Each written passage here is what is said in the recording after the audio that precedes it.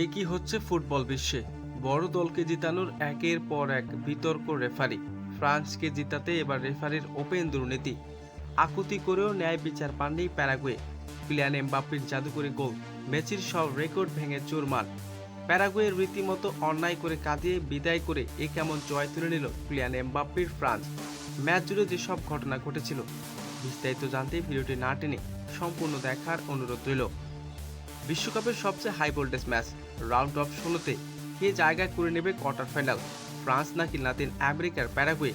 এমন সমীকরণে মুখোমুখি দুই দল। প্রথমার্ধের শুরু থেকেই বল নিজেদের দখলে রেখেছিলেন দুই দল। 15তম মিনিটে ডার প্রান্ত থেকে দুর্দান্ত এক পিচ করেন ফ্রান্স, তবে সহজে বলটি ধরে ফেলেন প্যারাগুয়ের গোলরক্ষক। এরপর 21তম মিনিটে ডি বক্সের ভিতর থেকে ফ্রান্সের একটি জোরালো শট লক্ষ্যভ্রষ্ট হয়। অন্যদিকে 27তম মিনিটে দ্রুতই পাল্টা আক্রমণে উঠে প্যারাগুয়ে। প্রথম শটের ডিফেন্ডারের গায়ে লেগে দ্বিতীয় চেষ্টাও লক্ষ্য ভেদ করতে পারেনি। 35তম মিনিটে ফ্রি কিক পায় ফ্রান্স। মাইকেল ওসেলের নেওয়া শট থেকে সুযোগ তৈরি হলো, কাজে লাগাতে পারেনি সতীর্থরা।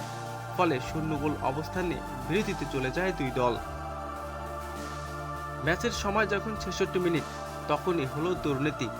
নাকি এক পাশে রেফারি করলো আর এক পাশে দুর্নীতি?